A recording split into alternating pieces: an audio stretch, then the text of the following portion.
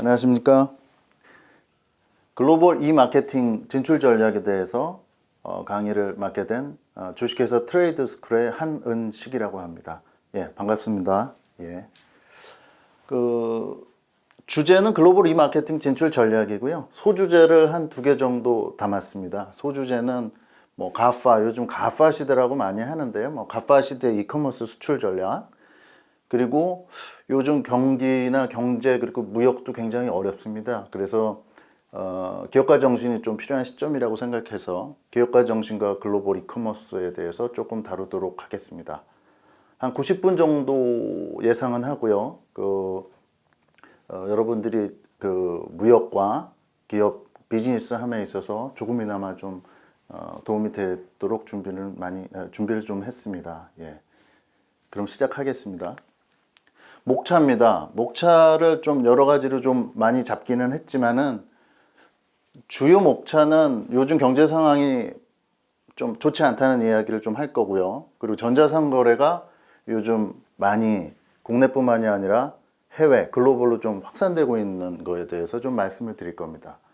그리고 서브 주제로 이마케팅 기획과 정보 분석인데요. 요즘 아시다시피 코로나 사태로 인해 가지고 경제가 굉장히 전 세계적으로 위축돼 있습니다. 그거와 관련해서 특히 무역 부분과 관련해서 비즈니스 트렌드 중심, 그리고 코로나와 이게 스포츠 쪽, 저희가 스포츠 쪽과 관련해 가지고 제가 좀 준비를 해 왔는데요. 그래서 스포츠 용품 시장 중심으로 좀 분석을 좀 해봤고요. 그리고 요즘 대한민국 소비 트렌드에 대해서 좀 이야기를 좀 할 겁니다.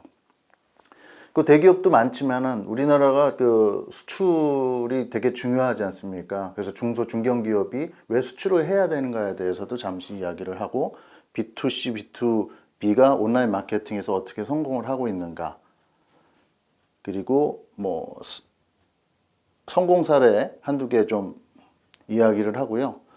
무엇보다도 중요한 거는 다 중요하고 좋은 솔루션이 있고 전략이 있더라도 자기에게 가장 잘 맞는 맞춤형 수출 마케팅을 해야지만 매출과 직접적으로 연결이 될 수 있다. 이 부분에 대해서도 언급을 하면서 마무리를 하도록 하겠습니다. 그럼 글로벌 경제 경영 환경에 대해서 잠시 이야기를 하겠습니다. 여러분들 뭐 이게 신문 지상이나 아니면 온라인 매체 또는 뭐 경제신문이나 그런 트렌드를 이야기하는 잡지에서 맨날 이야기하는 이야기가 있습니다. 요즘이 어떤 경제 시대냐? 뭐 뷰카 경제다, 뭐 뷰카 시대다, 뭐 이런 얘기 합니다. 뭐 많이 들어본 선생님들도 계시겠지만은 이게 좀 생소한 단어일 수도 있습니다. 이 뷰카는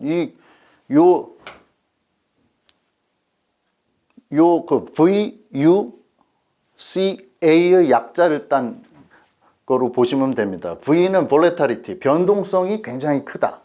U, uncertainty, 불확실성이 굉장히 크다. C, complexity, 매우 복잡하다. ambiguo라고 그러죠. ambiguity, 모호함이 극대화된다. 그래서 굉장히 불확실하고 복잡하고 모호하고 변동폭이 엄청나게 큰 경제 경영 상황을 우리가 맞이하고 있다.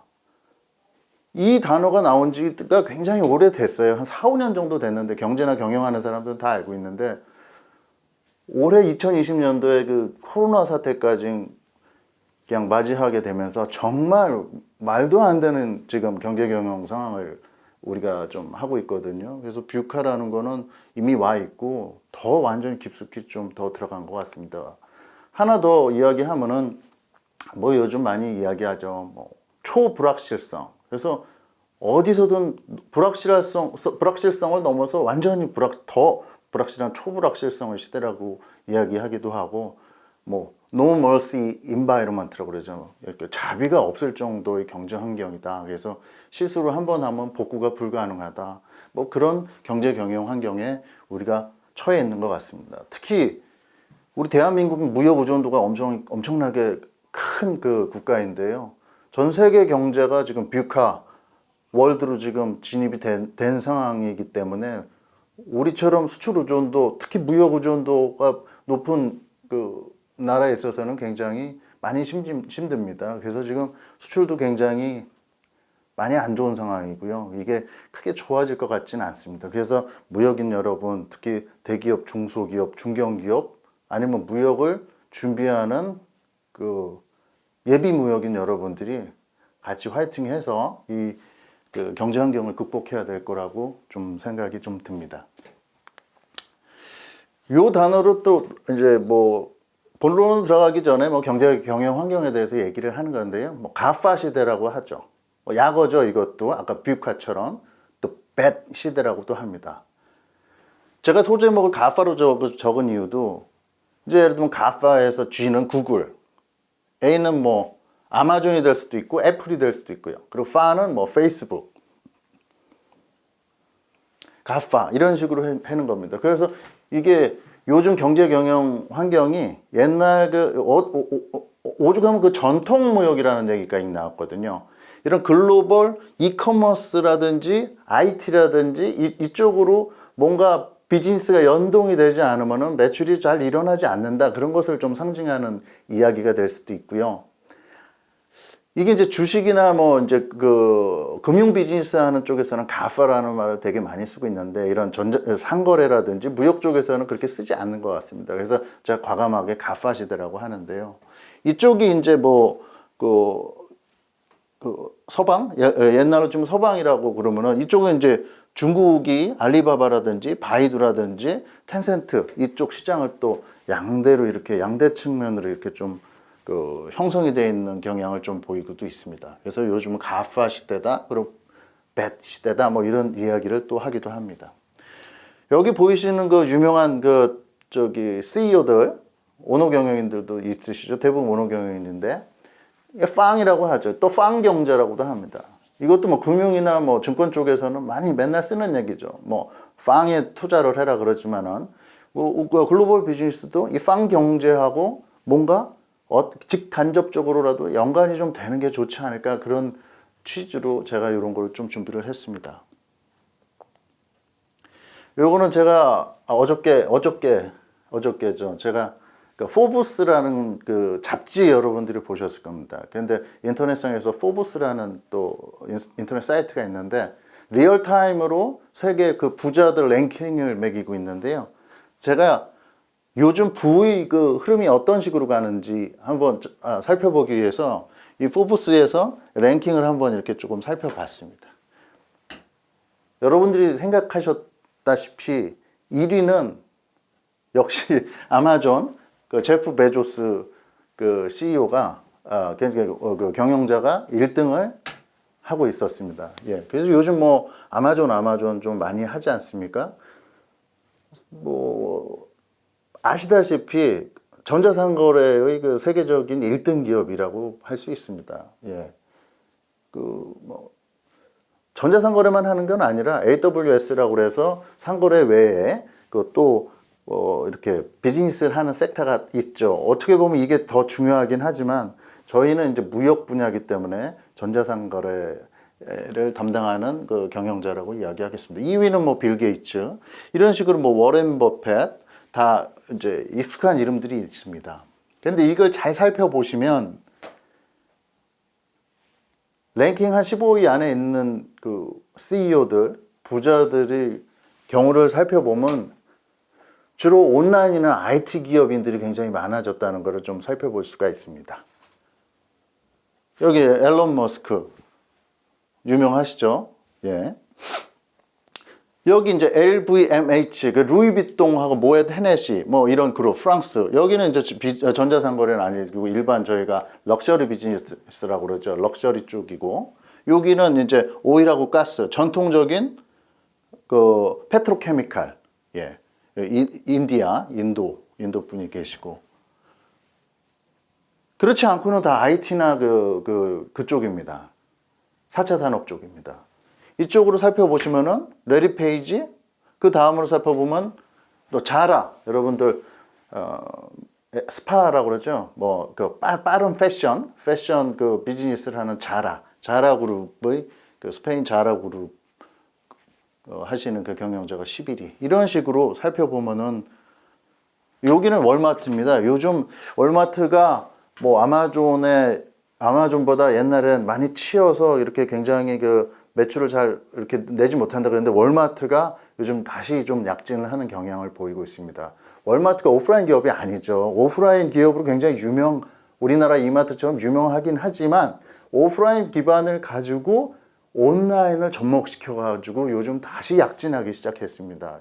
여기 살펴보시면 전에는 그렇게 많이 나오지 않았었는데 14, 15, 16 이 랭킹이 월마트 분들이에요. 그러고 보면은 이게 비즈니스나 경영이든지 경쟁이 계속 있고 조금 좋지 않을 경우에는 또 개선점을 계속 찾아내고 그 개선점을 가지고 다시 매출을 끌어올리고 이런 거는 경영자들의 숙명인 것 같습니다. 지금 굉장히 또 잘하고 있는 걸 보고 계십니다. 이 17위를 살펴보시면 또 약간 재미있긴 합니다. 17위는 이렇게 얼굴을 많이 보셨을 거예요. 근데 익숙치 않은 이름이죠. 이분은 그 베조스의 전 와이프라고 그러나요? 그 부부 관계셨죠. 그러다가 이제 이혼을 하시고 재산을 분할을 했어도 1위하고 17위 이런 식으로 된 거 보면은 아마존이라는 그 기업이 굉장히 매출을 엄청 내고 있구나. 그런 거를 한번 좀 살펴볼 수 있는 것 같습니다. 그래서 어떻게 보면은 세계 경제 경영 환경하고 맞지 않는 그 페이지긴 하지만 좀 한번 그래도 한번 경영이나 이렇게 경제인으로서는 한 번 정도 보여드리고 싶어가지고 준비를 했습니다. 이걸 봐도 뭐 IT나 그 온라인이라든지 그런 게 전통 산업을 넘어가고 있다는 것을 좀 알 수 있는 것을 좀 볼 수 있습니다. 마지막으로 18위는 중국의 인터넷 미디어 그룹에서 잘 하고 계시는 또 경영자들. 그 다음으로 살펴볼 것은 글로벌 전자상거래의 국내외 현황에 대해서 아주 간단하게 짚어보도록 하겠습니다. 여러분들도 몇 년 됐죠. 이렇게 인터넷을 통하고 아니면은 그 모바일을 통해 가지고 구매를 하는 패턴이 이제는 굉장히 자연스럽습니다. 근데 이게 여기까지 오기까지는 좀 여러 가지 복잡함이라기보다 좀 허들도 좀 있고 그랬죠. 근데 지금은 굉장히 자연스럽게 지금 이커머스로 넘어온 것을 보실 수 있을 겁니다. 그렇다고 일반 전통적인 비즈니스가 없어진 건 아니죠. 이건 그대로 있고 약간 축소가 되지만 상거래의 패턴 자체가 지금 비즈니스 패턴 자체가 이커머스 쪽으로 지금 완전히 넘어가고 있다는 것을 여러분들이나 저나 같이 느끼고 있을 겁니다. 특히 지금 보여드릴 부분은 한국무역협회 국제무역연구원에서 이렇게 그래프를 하나 이렇게 제가 발췌를 했는데요. 올해죠. 이게 이제 작년에 제가 발표했던 건데 올해 기준으로 4조 달러 정도의 매출이 글로벌 전자상거래에서 이루어진다. 이렇게 예측을 했습니다. 근데 이커머스나 이 글로벌 비즈니스의 상승 속도가 너무 지금 빠르기 때문에 이거는 올 연말을 봐서 한번 비교를 해볼 필요가 있겠습니다. 시공간의 제약이 없어졌기 때문에 이커머스는 아주 급격하게 확산될 가능성이 매우 높습니다. 예. 크로스 보더라고 합니다. 글로벌 이 비즈니스 이커머스를 크로스 보더라고 하죠. 국경이 없는 비즈니스 이런 식으로 이야기를 하는데요. 크로스 보더에 대해서도 한번 살펴보도록 하겠습니다. 이것도 무역협회 통계를 좀 인용을 해봤습니다.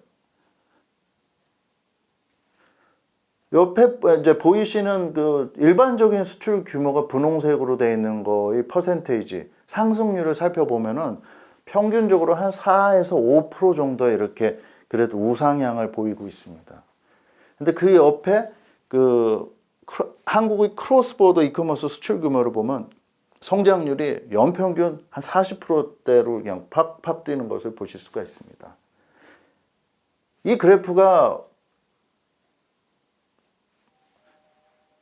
전에 좀 일부 됐기 때문에 요즘과 같이 그 팬데믹이 팽배하고 그런 시대로 봤을 때는 온라인 비즈니스는 점점 더 큰 방향으로 더 커브가 올라간다고 볼 수 있겠죠.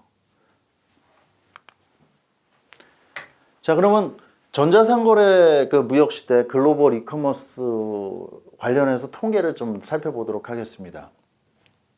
이 전자상거래의 수출과 수입, 즉 전자상거래를 활용한 무역에 있어서의 그 실적의 경우에는 일반 수출과 수입, 일반 무역, 그러니까 전통 무역에 비해서 금액적으로는 아직까지는 많이 미미합니다. 하지만 수출과 수입을 할 경우에 세관, 그러니까 그 관세청에 통관을 하지 않습니까? 수출 통관이나 수입 통관, 좀 무역 부분에 있어서 전자상거래의 그 통관 건수는 일반 전통 무역의 수입 통관 건수를 훨씬 상회하는 게 2018년도서부터 보여지고 있습니다. 그러니까 금액적으로는 좀 미미할 수 있어도 건수 기준으로는 아주 빈번하게 수출과 수입이 이루어진다는 걸 볼 수 있습니다. 그리고 여러분들도 좀 아시겠지만 일반 B2B 의 경우에는 수출과 수입을 관세사를 통해 가지고 통관을 좀 수출 통관을 많이 하지 않습니까? 근데 B2C 이 전자상거래의 경우에는 수출 신고를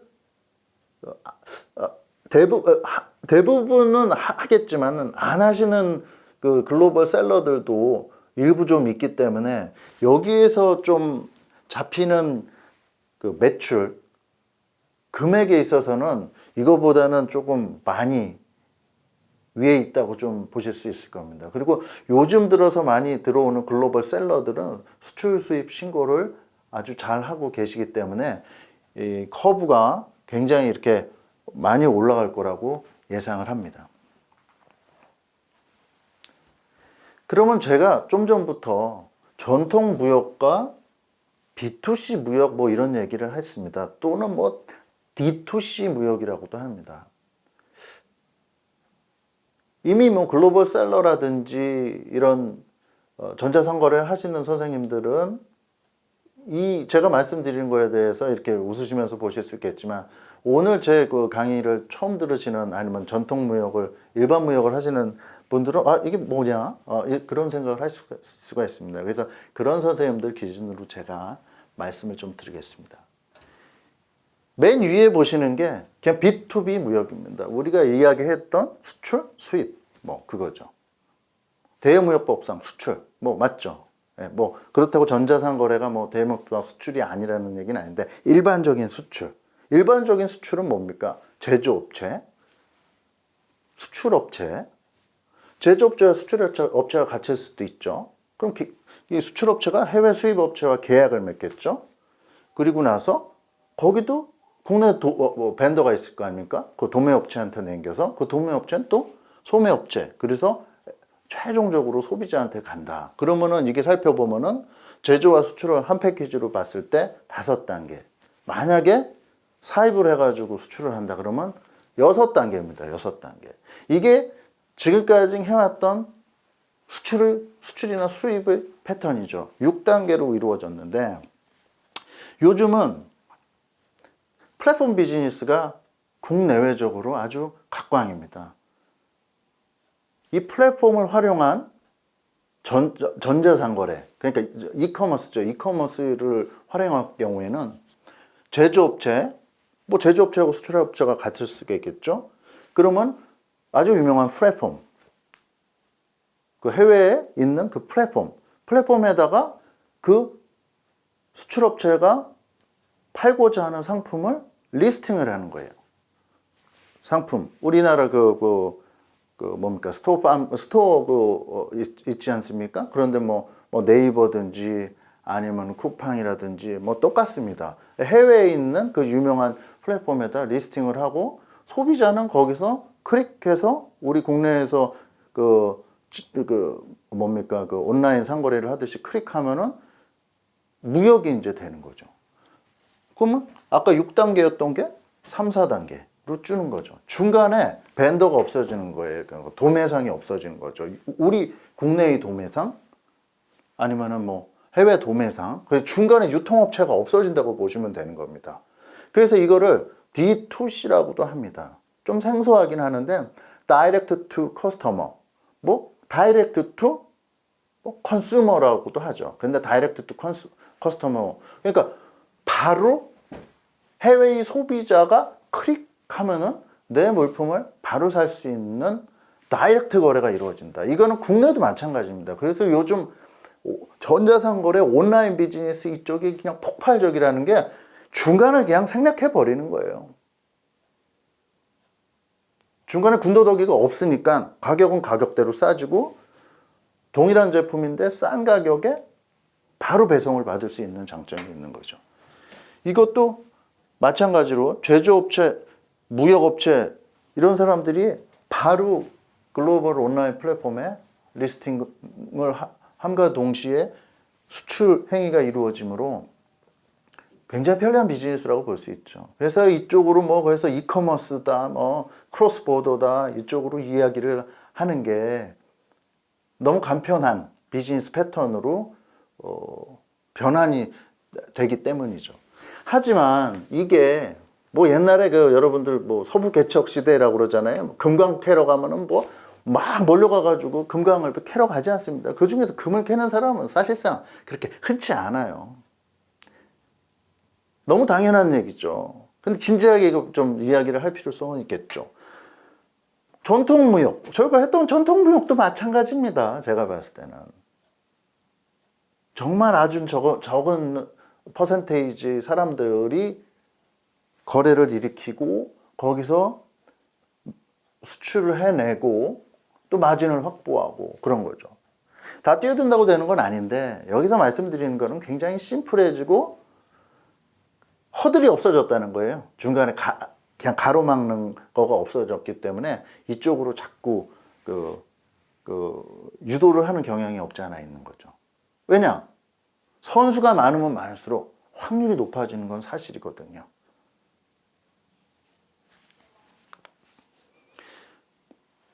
지금에 또 살펴보실 거는 뭐 이마케팅 기획과 정보 분석, 뭐 제목은 이렇게 이야기를 하는데요. 지금 뭐 코로나가 되게 심각하지 않습니까? 이 코로나 발생되고 나서 이커머스와의 관계에 대해서 제가 뭐 몇 가지 통계를 좀 살펴보면서 이야기를 좀 해보겠습니다.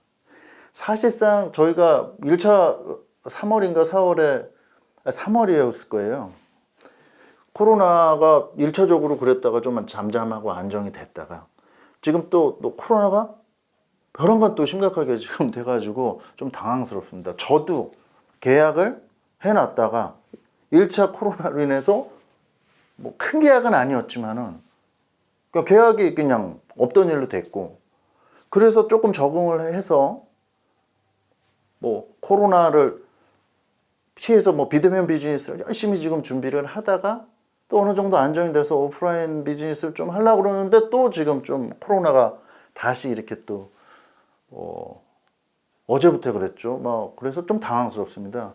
그래서 솔직히 말씀드리면 뭐 제가 뭐 강의를 뭐 하는 거지만 같은 기업인 입장에서 제가 말씀을 드리면 저도 작은 계약을 또 얼마 전에 했는데 오늘 좀 잘못됐다고 또 통지를 받은 거예요. 이게 참 이게 기업인들은 아까 말씀드린 비유화, 변동성, 불확실성, 모호함 이거에 대해서 적응이 되지 않으면 안 될 것 같습니다. 그만큼 저 같은 아주 작은 회사인데도 이 코로나의 영향을 굉장히 받고 있는데 아주 큰 대기업이라든지 중견기업이라든지 잘 나가던 기업들 지금 이 코로나로 인해 가지고 말씀들은 안 하지만 굉장히 지금 많이 힘든 거로 제가 이미 알고 있습니다. 그래서 제가 조금 더 준비를 했죠. 저도 같은 기업을 하고 컨설팅을 하는 사람 입장에서 뭐 열심히 뭐 피할 수 있는 방법은 없는 것 같고요. 이거를 잘 활용해가지고 리듬을 잘 타가지고 매출을 좀 활성화하고 꺾인 매출을 좀 끌어올리는 게 돼야 되지 않겠냐 해가지고 몇 가지 조금 준비를 했습니다. 이 그래프는 미국의 경우입니다. 뭐 그래도 뭐 자꾸 아마존 미국 얘기를 하는 게 조금 그럴 수 있는데요. 그래도 소비재 시장이라든지 제가 오늘 말씀드리는 거는 아주 중대형 비즈니스 말씀드린 게 아니라요. 어떻게 보면 소비재뿐만이 아니라 스포츠용품, 스포츠 이퀴먼트라고 그러죠. 그런 아주 무겁지 않은 일반적인 비즈니스에 대해서 이야기를 하는 겁니다. 코로나 발생하고 미국 산업 현황을 한번 살펴봤습니다. 이게 보면은 1월부터 6월까지, 그러니까 딱 코로나 시점이에요. 이 파란색이 이커머스 플랫폼이에요. 그러니까 아까 말씀드린 우리나라랑 똑같습니다. 일종을. 더하면 더할 거예요. 이커머스 플랫폼, 아마존이라든지 월마트가 요즘 좀 많이 치고 나가죠. 이베이라든지. 그럼 이 비즈니스가 지금 이렇게 쫙 하고 성장률을 보이고 있습니다. 그 두 번째는 이 컬러가 진한 검은색 비슷한데 이건 홈. 집에서 많은 게 이루어지니까 홈 관련된 그래서 홈 트레이닝 홈 가구 DIY 그런 게 굉장히 각광을 받는 거. 나갈 수가 없으니까는 가정 집에서 관련된 비즈니스가 좀 많이 가고 있고요. 그리고 이제 빨간 거는 일반 상품입니다. 그리고 채소류, 과일류, 우리도 그런 거 많이 배송해서 먹지 않습니까? 그리고 이제 꺾이는 걸 좀 살펴보면은 레스토랑 잘 안 가게 되잖아요. 어페럴, 옷, 백화점, 디파트먼트 스토어, 뭡니까? 저희 우리나라도 살펴보세요. 1층, 지하, 할 것도 없이 굉장히 럭셔리한 물품들이 지금 많았는데 지금 백화점이 어떻게 되고 있습니까? 제가 몇 년 전서부터 이거 얘기는 했어요. 그런데 이게 굉장히 빨리 왔죠. 백화점이 지금 음식점을 엄청나게 맛집을 지하뿐만이 아니라 8, 9층 조만간에 한 절반 정도는 맛집이라든지 그런 쪽으로 될 가능성도 있습니다. 여러분들 백화점 어쩌다 가보세요. 옛날같이 그렇게 사람들이 바글거리질 않습니까? 그게 어디로 갔습니까? 여기 말씀드렸듯이 이커머스 플랫폼으로 다 옮겨간 거예요.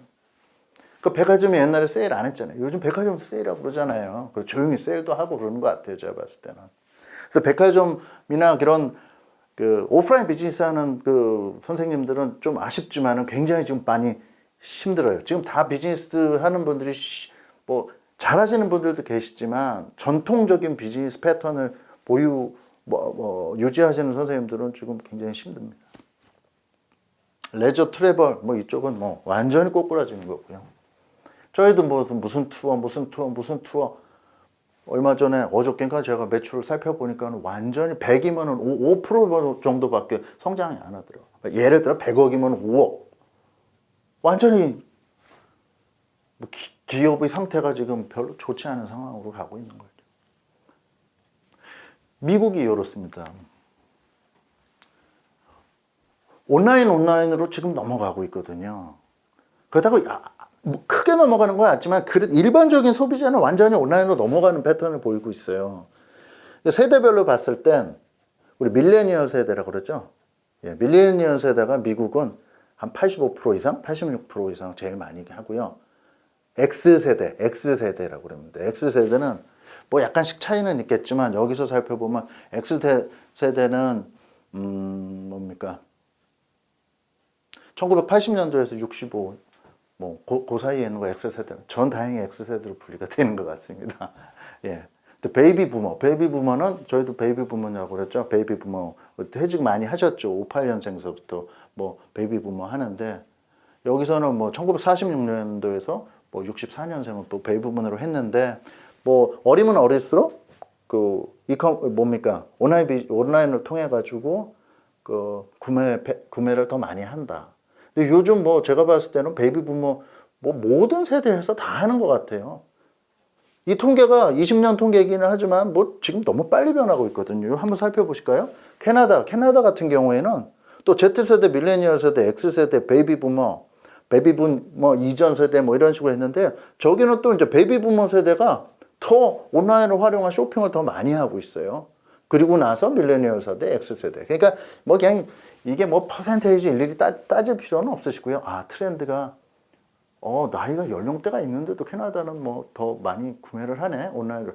그러니까 온라인은 굉장히 좀 손쉽거든요, 사실상. 뭐 컴퓨터로 엄지 쇼핑이잖아요. 그래서 뭐 완전 이렇게만 하면 오니까.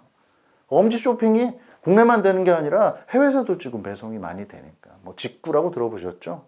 예, 직접 구매하면은 어떻게 보면은 100불짜리를 한 25불, 30불이면은 사니까요. 그러니 뭐 오프라인이나 전통 비즈니스가 지금 죽을 맛이죠, 어떻게 보면. 그래서 그렇게들 열심히 지금 어떻게 보면 리치마켓을 계속 발굴하려고 노력을 하는 중이죠. 제가 이 강의를 하는 이유도 우리 선생님이나 저가 이런 온라인 시대에 잘 적응하기 위해서 저도 공부를 해서 이런 강의를 뭐 하게 됐고요. 저도 사실상 온라인으로 이렇게 강의를 녹화하는 건 오늘 처음입니다. 그래서 좀 약간 실수가 있더라도 여러분들이 좀 고운 눈으로 좀 봐주시기 바랍니다. 익숙지 않습니다. 근데 적응을 하려고 하는 거죠. 그래서 저희 경험도 그렇지만 여러분들도 트렌드가 이렇게 확 바뀌고 있다.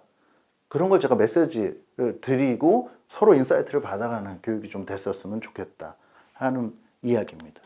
이거 한번 보세요. 요거는 이제 온라인 생활을 이제 UK 그 영국 쪽이죠.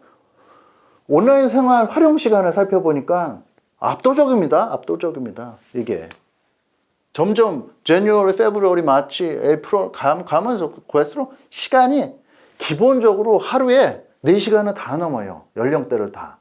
그 중에서 제일 많이 하는 그 뭐 연령대가 어디입니까? 여기 살펴보면은 18살에서 24세, 그냥 젊은 층이 완전히 그냥 빠져가지고 더 온라인을 활용하는 거죠. 그런데 잘 살펴보면 55세가 넘은 분들도 3시간 이상, 3시간 15분 활용하는 거예요. 그러니까 계속 끼고 앉아 있는 거예요. 이게 완전히 어떻게 보면 뭐 웨어러블, 입진 못했지만 거의 웨어러블이에요, 웨어러블. 없으면은 이게 불안한 거예요, 불안한 거예요. 그래, 구매는 당연히 이쪽으로 가는 시대가 이제 된 거죠. 저희도 모르게 그렇게 된 겁니다. 여러분들 중에서도 핸드폰, 휴대폰 혹시 집에 놔두고 오신 경험 있으시죠? 저도 한 2번 정도 있는데요. 너무 불안해서 이 일에 집중을 못 하겠어요. 근데 집에 가서 보면은 별로 연락 온 데는 없는데도 그냥 의존성이나 어떻게 보면은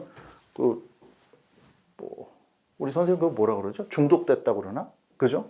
일종의 중독된 거예요. 그러니까 우린 중독이 안 하지만 중독성이 있는 거예요. 그러니까 일상이 된 거예요, 온라인은. 그러니까 비즈니스 하는 사람, 특히 글로벌 무역하는 사람도 이 온라인을 공략하는 게 되게 중요한 시대가 됐다. 근데 이렇게 말씀하실 수 있어요. 저도 B2B 베이스의 무역인이었고 지금도 B2B, B2C, D2C 다 하는 사람이에요. 컨설팅도 하고 일부 아주 조그맣게 무역을 하는데 아니다. 컨테이너 베이스로 나가야지. B2C고 D2C고 그 자잘한 게 무슨 그게 무역이냐 이렇게 말씀하시는 분들이 제 주변 저 역시도 그랬고 저도 약간 아리까리한 상태예요. 하지만 그럼에도 불구하고 추세가 이렇게 바뀌는 거는 무시할 수가 없다는 제가 메시지를 드리고 싶습니다.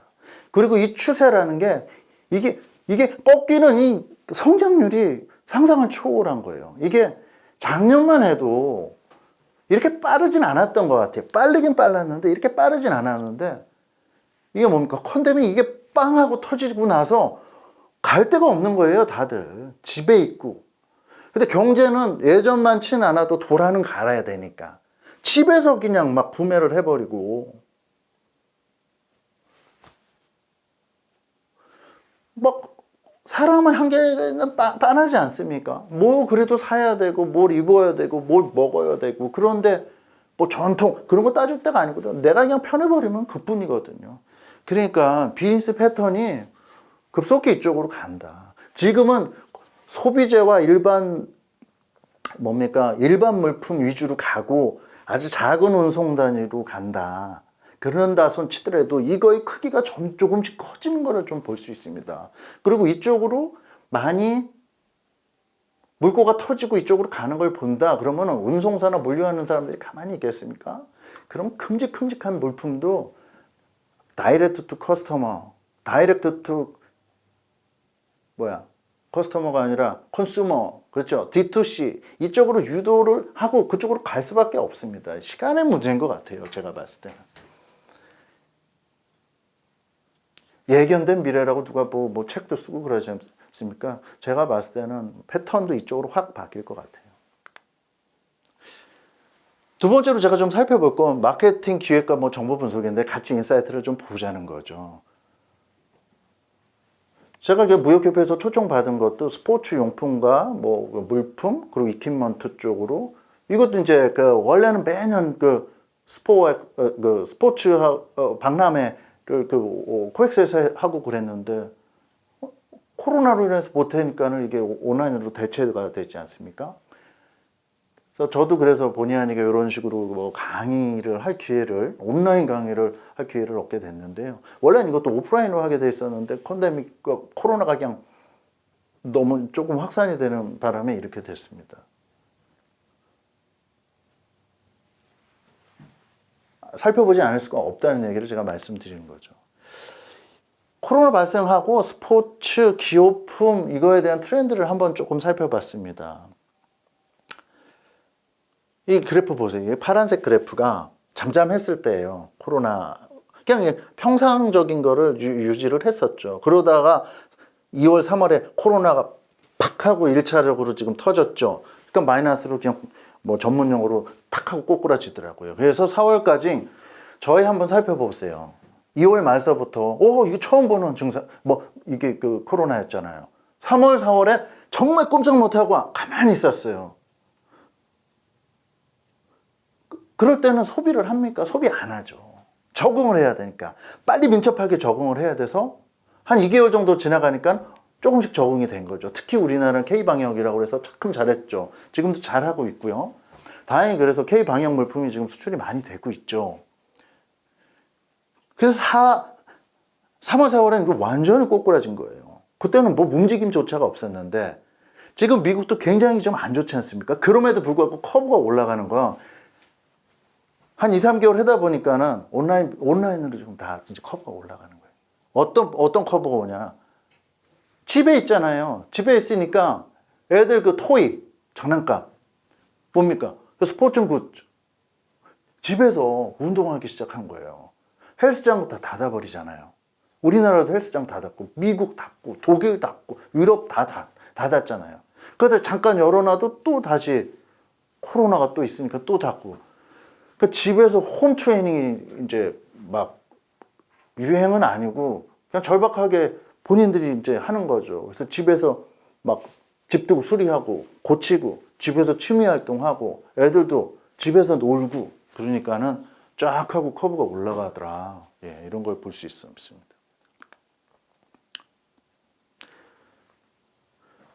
요번에 무역협회하고 스포츠 박람회를 하려고 그랬듯이 외국 미국도 EU 지역도 독일, 영국 아웃도어 박람회를 하려고 그랬었어요. 6월 30일에서 7월 1일 하려고 그랬는데 못하죠. 코로나 때문에. 그래서 이것처럼 이렇게 온라인 컨퍼런스 하는 것처럼 온라인 세미나로 하고 뭐 설문조사를 하고 그런 거를 코트라가 이렇게 소싱 해놓은 게 있었어요. 보니까는 뭐 영국, 뭐 독일, 프랑스, 스페인, 이태리, 뭐 폴란드, 스웨덴, 그러니까 유럽이죠, 유럽. 유럽 아웃도어 용품 소비자 1000명 대상 설문조사를 해보니까 뭐 아웃도어 용품 사람들이 뭐 설문조사했으니까 우호적인 거라고는 하겠지만 그래도 한번 보겠습니다. 일주일에 적어도 한 번 운동을 한다. 일반적이죠, 우리나라도. 한 번 운동은 반드시 야외에서 한다. 61%. 여기서 코로나 팬데믹으로 인한 제약으로 아웃도어 활동이 매우 그리워졌다. 당연한 얘기죠. 약간 유도한 것 같기도 한데 코로나가 종결되고 나서 더 많은 야외 운동을 하고 싶다. 이건 뭡니까? 아웃도어에 대한 스포츠가 굉장히 각광받을 거다. 왜? 안에서는 못하니까. 안에서는 잘못하면은 전염병 걸릴 수 있으니까 뭐 등산이라든지 뭐 아웃도어 캠핑 용품 그런 게 수요가 굉장히 좀 늘어난다. 이런 거 이렇게 뭐 인사이트를 좀 받으시면 될 것 같아요. 아까 홈트레이닝 제가 말씀드렸잖아요. 좀 이따 또 말씀드리겠지만 집에서 하거나 완전 야외에서 하거나 답답하니까 출근은 있어야 되니까요. 하지만 헬스장은 당분간 좀 피하겠다. 그런 메시지를 좀. 그러니까 헬스장 하시거나 헬스장 비즈니스 하시는 선생님들은 조금 뭐 힘들 거예요. 뭐 많이 힘들 겁니다. 요거 이제 코로나 발생해서 뭐 아무래도 뭐 세계의 제조 공장이라고 그러나요? 막 그러잖아요. 중국이 많이 많은 제품을 제조하죠. 우리나라도 중국에서 제조하는 건 많이 하는데 중국에서 예를 들면은 그 스포츠 관련 뭐 용품 뭐 이퀴먼트를 보니까 수출이 30%나 증가했어요. 최근에. 뭔가 잘 팔린다는 거죠. 제가 이제 이 세미나를 지금 스포츠 용품으로 하는 거는 여러분들이 좀 이해를 좀 해주시기 바랍니다. 이 관련 세미나의 카테고리가 스포츠 용품과 이퀴먼트, 레저 산업과 관련돼서 하는 거라서 이 통계도 요거를 이렇게 범위를 좁혀서 하는 거거든요. 30% 증가했죠. 그러니까 팬데믹이 터지고 나서 오히려 더 증가하는 걸 볼 수 있습니다. 살펴보면은 전체적으로는 30%가 증가됐는데요. 쫙 살펴보시면요. 벨기에 빼고, 벨기에죠? 스페인 마이너스가 났어요. 그리고 인디아죠. 인디아 마이너스 나고. 스페인은 그때 좀 잘은 모르겠어요. 이거 뭐 해석하는 게 되게 조심스럽잖아요. 통계라는 거예요. 근데 스페인이 그때 팬데믹으로 굉장히 치명적으로 조금 안 좋았지 않습니까? 뭐 구매를 하려고 해도 웬만큼 뭐가 체력이 국가든 개인이든 체력이 돼야지 구매를 하잖아요. 그런데 그걸 좀 반영된 것 같고요. 인도하고 중국은 뭐 아시다시피 좀 요즘 사이가 조금 좋지 않지 않습니까? 그래서 약간 그런 게 조금 작용하지 않았을까 그런 생각을 좀 하고 있습니다. 우리나라 한번 살펴볼게요. 우리나라는 뭐 중국하고는 당연히 뭐 비교가 안 되죠. 그래도 되게 열심히 정말 열심히 하고 있지 않습니까? 근데 우리 살펴보면은 우리는 한 마이너스 2% 정도 나옵니다. 그래도 뭐 선방한 거예요. 뭐 중국에 워낙 단가가 조금 가격 경쟁력이 있고, 근데 우리나라는 좀 가격 경쟁력은 없지만 좋은 물품을 잘 만들어내지 않습니까? 마이너스 2%면 선방한 겁니다. 그런데 더 화이팅 해가지고 조금 더 전략을 잘 짜가지고 특히 선진 시장으로 많이 좀 진출을 하겠으면 하는 바람이 좀 있습니다.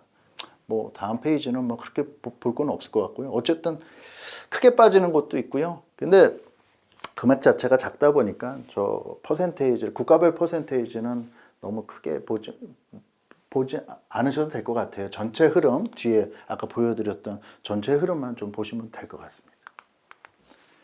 세 번째는 그러면 우리나라는 좀 어떤데? 이거 한번 살펴보겠습니다. 이게 뭐 국내 자료를 살펴보는 건 여러분들 맨날 뉴스에서 보시니까는 뭐 관두고요. 여기는 이제 그 일반적으로 그 통계 많이 하는 이 밑에 있지 않습니까? 그 통계 많이 하는 그 글로벌 사이트에서 제가 한번 살펴봤습니다.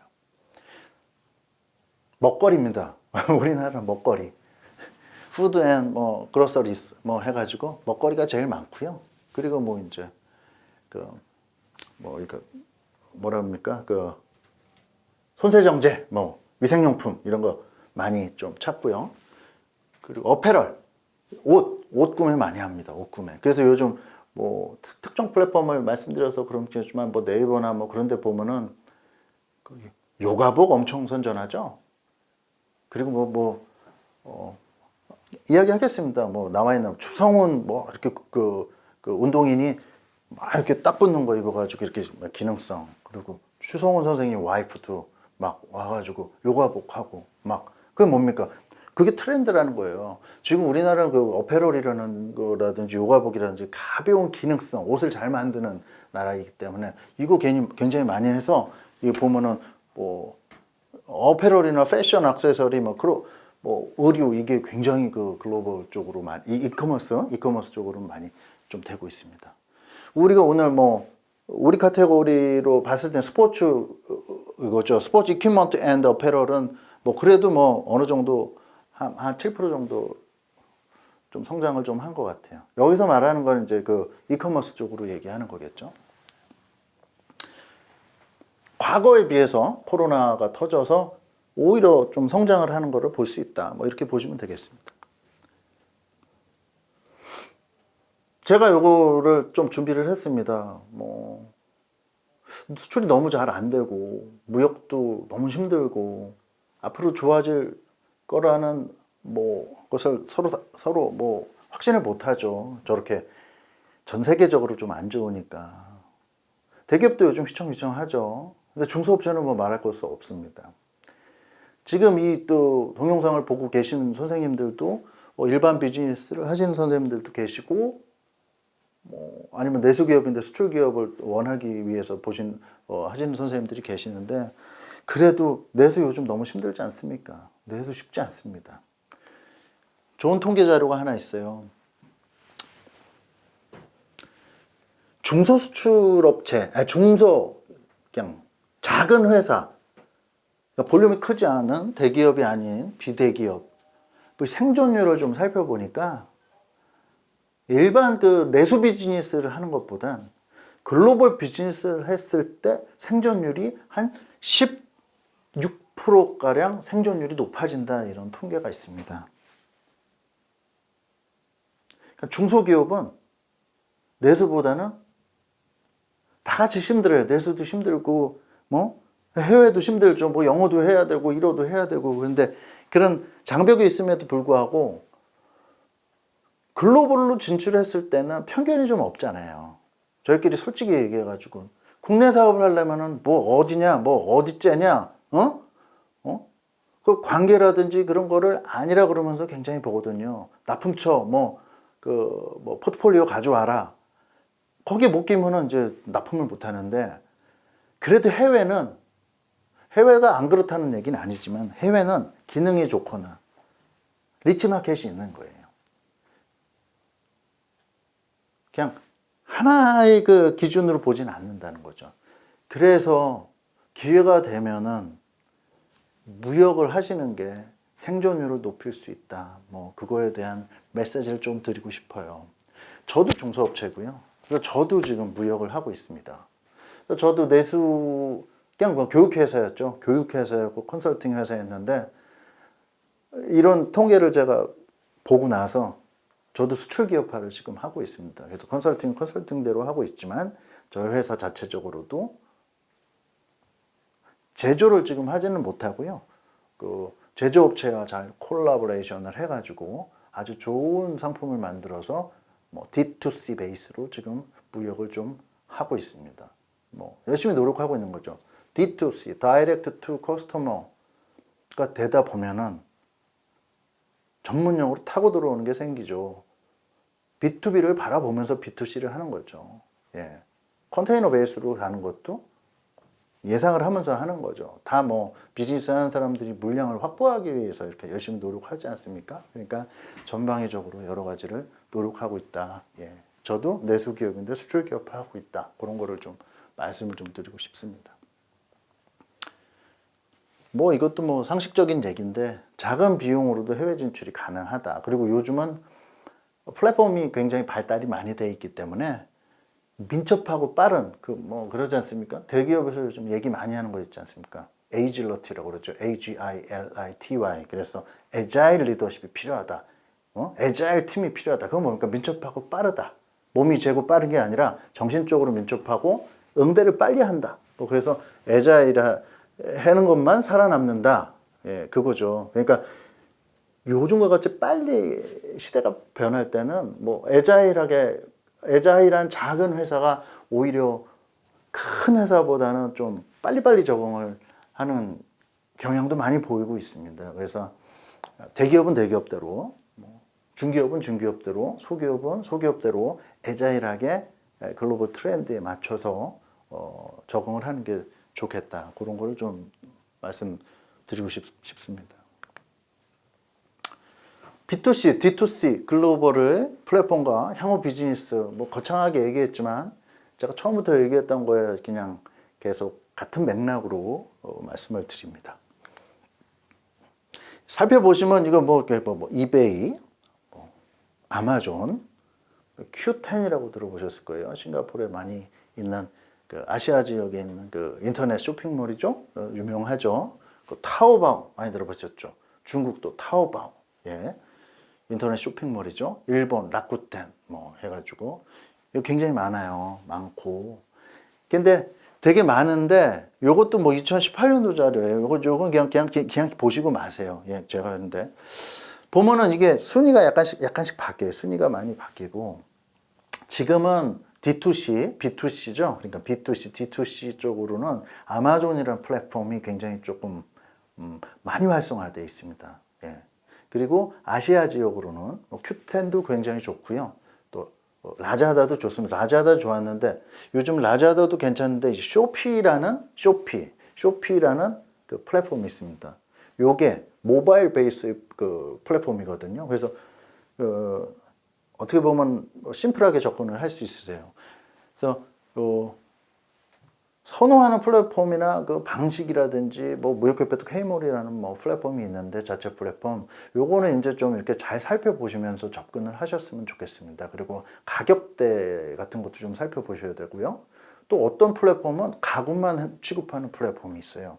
어떤 플랫폼은 전자 제품만 취급하는 플랫폼도 있고요. 그러니까 그 제품에 대한 특색에 따라서 가는 플랫폼도 있고요. 그냥 한 통으로 아마존처럼 모든 걸 다 담는 플랫폼이 있고, 뭐 쇼피도 마찬가지고요. q10도 마찬가지고. 그러니까 내가 맞는 플랫폼을 잘 선택해가지고 시행착오를 덜 겪는 것도 무조건 다 좋은 거는 없습니다. 그게 자기에게 맞는 플랫폼이 있더라고. 자기 제품과 맞는 플랫폼이 있습니다. 그래도 제일 잘 나가는 아마존에 대해서 좀 살펴보겠습니다. 요것도 매번 바뀝니다. 너무 빠르게 지금 바뀌기 때문에 전 세계에 이제 19개 정도의 마켓플레이스가 있는 거예요. 그러니까 미국에도 있고, 뭐 독일에도 있고, 영국에도 있고, 일본에도 있고, 싱가포르에도 있고, 그런 식으로 19개의 마켓플레이스가 국가별로 있고요. 아마존 주문 처리 센터라고 그랬는데요. 여러분 많이 들어보셨을 거예요. FBA라고 그래서 그 창고예요, 창고. 축구장 우리 그 축구 경기하는 거 있지 않습니까? 그 국가대표 축구 경기장 크기의 그 축구장을 한 15배, 16배 정도의 크기가 되는 창고예요. 그 풀필먼트 집어넣어 놓는 거예요. 풀필먼트 바이 아마존. 아마존에 의해서 물건을 먼저 집어넣어 놓고 각 국가에 있는 그 아마존 창고에 그리고 클릭하면 거기서 현지에서 딜리버리가 되는 거죠. 그러니까는 여기서 배 타고 가는 시간은 다 생략되고 그 현지에서 클릭하면 우리나라 뭐 쿠폰 로켓 배송이라든지 뭐 네이버 배송이라든지 G마켓 배송이랑 똑같은 경쟁을 하는 거죠. 미리 갖다 놓는 거죠. 그래서 이게 굉장히 유명하죠. 풀필먼트 바이 아마존이라는 게. 3억 명 정도 원래 잘 팔리는 대로 가야 되지 않습니까? 3억 명 정도 유효 고객이 있다. 뭐 그런 거 좀 보시면 되고요. 그 뭐 프라임 회원이라고 그래서 그거에 대해서 충성도가 높은 회원이 그러니까 돈을 많이 내는 회원이겠죠. 뭐 월회비를 뭐 10만 원 이상 낸다고 제가 알고 있는데 그런 회원이 한 1억 5천 명이다. 그러니까 완전히 충성 고객이 1억 5천이 있다. 뭐 그렇게 보시면 되겠습니다. 아까도 말씀드렸듯이만 뭐 B2C 비즈니스 투 커스터머예요. 비즈니스 투 커스터머인데요. 이게 점점 확장이 돼가지고 비즈니스 투 비즈니스로까지 확장입니다. 아마존 B2B라는 그 연계가 돼가지고 B2C에서 잘 팔리면 B2B로도 전환이 되고 그러니까 어떻게 보면 전통무역화 돼 가고 있는 거죠. 이게 규모도 점점 커지고 있는 것 같고요. 저도 이야기를 들은 겁니다. 아마존한테. 여러분들 그 바닷가에 가면 그 방파제라고 있죠. 방파제 보면 이렇게 세모형으로 이렇게 크게 파도 이렇게 큰 파도를 저항하기 위해서 그 세우는 거 있지 않습니까? 이게 그냥 방 하나만한 크기. 그것도 아마존에서 팔린다고 그래요. 그러니까 요만한 것만 팔고 화장품만 팔리고 양말만 팔리고 그러는 게 아니라 그 방파제에 있는 돌, 그러니까 벌키한 나름 벌키한 물건들로 지금 그 구색이 맞춰져 가고 있는 거죠. 이건 뭐냐? B2C에서 B2B로 지금 넘어가고 있다는 거죠. 이미 알고 계시겠지만 근데 모르시는 분이 대부분 조금 많으세요. 뭐 강의를 들으신 분들도 계시겠지만 여러분들 그 SK 하이닉스 아시지 않습니까? 그 반도체 칩 요것도 아마존에서 그 세일즈를 작년부터인가 하기 시작했습니다. 그래서 광고도 많이 내고 그러니까 반도체 칩도 B2C 팔리는 거예요. 없는 게 없는 거죠. 예. 지금은 소비자 중심 플랫폼이긴 하지만 점점 이제 물품이라든지 좀 커지고 한다. 조금 이따 제가 말씀드리겠지만 그 의자 CD즈라고 그러나요? 그게 아마존에서 좀 잘 팔리는 걸로 돼 있어요. 그래서 그 CDG라는 그 의자 뭐 비슷한 거죠. 뭐 특정 상품을 하면 별로 안 좋아하시니까 CDG가 잘 팔린 걸로 B2B로 잘 팔리는 걸로 돼 있고요. 뭐 듀오백이라고 여러분 들어보셨죠? 저도 뭐 집에서 듀오백 쓰고 있는데요. 그 듀오백도 CDG 잘 팔리니까 당연히 캐치업해야죠. 그래서 듀오백도 지금 아마존 코리아에도 아마존 코리아가 아니라 아마존 그 플랫폼에 지금 세일즈를 하고 있습니다. 이렇듯이 우리가 생각했던 일반적인 물품들이 이제 팔리기 시작하는 거죠. 뭐냐? 다이렉트 투 커스터머. 중간은 떼어내는 비즈니스를 한다. 요건 그냥 뭐 FBA 아까 말씀드렸지만은 물품 창고예요. 물품 창고. 물품 창고를 그냥 아마존이 활용하는 물품 창고. 예, 요겁니다. 이게 이제 아마존 물품 창고에 이런 로봇가 이렇게 쫙 하고 다니기 시작합니다. 자동으로 막 물류가 잘 되어 있는 거예요. 한번 제가 경제신문 많이 읽으실 거 아닙니까? 경제인, 기업인 여러분들인데. 삼성증권 아시죠? 삼성증권이 그래서 증권 잘하잖아요. 삼성증권이 그 현물 투자도 해요. 그렇죠? 일단 이익을 많이 창출시키면 되는 건데, 삼성증권이 3개인가 4개, 유럽과 미국의 아마존 창고를 구매했어요. 뭡니까? 돈 버는 사람, 금융 비즈니스 하는 선생님들이 그거를 매입했다는 거는 뭡니까? 시장성이 있다고 보고 매입한 거죠. 그게 벌써 한 1, 2년 전에 매입한 거예요. 삼성증권이 매입하니까 여타 또 금융 투자하는 분들 몇 개 됩니다. 제가 배령한 생각이 안 나는데 한 3개인가 4개의 증권사에서 아마존 창고를 또 해외에 있는 창고를 매입하기 시작했습니다. 그래서 우리나라에서 증권이나 그 금융에서 아마존 창고에 투자한 게 제가 알기로는 최소 5개, 6개 정도 됩니다. 그게 2천억에서 3천억, 심한 건 3,500억까지 되거든요. 그거를 우리나라 사람들이 산 거예요. 뭡니까? 장사가 된다는 얘기죠. 예. 그거 보고서 야, 이거 되겠다. 그런 생각을 많이 했죠. 주가도 보세요. 아마존 주가가 저렇게 하나당 한 3,000불이라고. 제가 해외 주식 투자를 안 하니까 잘 모르는데 엄청나게 주가가 엄청 뛰었습니다. 그래서 세계 1등 아까 포브스 거기서 1등이 아마존 경영자가 된 거죠. 이렇듯이 아마존이 FBA라는 그 창고 시스템을 이용해가지고 세계적으로 소비자 사이드를 공략하기 시작했습니다. 이거는 아마존 지금도 하여 있겠지만 요거 조금 재미있죠. 요게 이제 아마존 대시라고 그래가지고 이렇게 자석처럼 붙여놓고 이렇게 꾹 누르면은 주문이 자동으로 되는 거예요.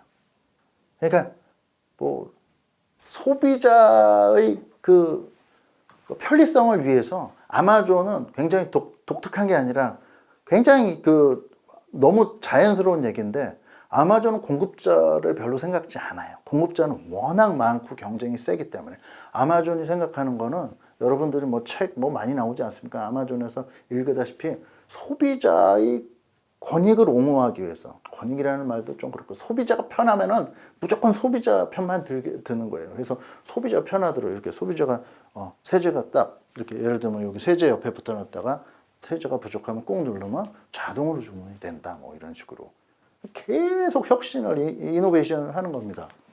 요거 살펴보시면 이거 이제 브라우저라고 그러네. 이제 핸드폰, 아니면 이게 뭐야? 랩탑은 이거고, 그러니까 그런 걸로 온라인 베이스로 하는 거고요. 요즘은 우리도 있잖아요. 막 소리 지르는 거 있잖아요. 지금 몇 시니? 이러는 것처럼 알렉사한테 얘기하는 거죠. 그럼 주문도 소리 지르면서 주문을 한다. 우리나라도 마찬가지입니다. 우리가 얼마나 IT 강국입니까? 하지만 아마존은 굉장히 지금 소비자 중심적으로, 소비자가 가장 중심에 있다고 생각하시면 됩니다.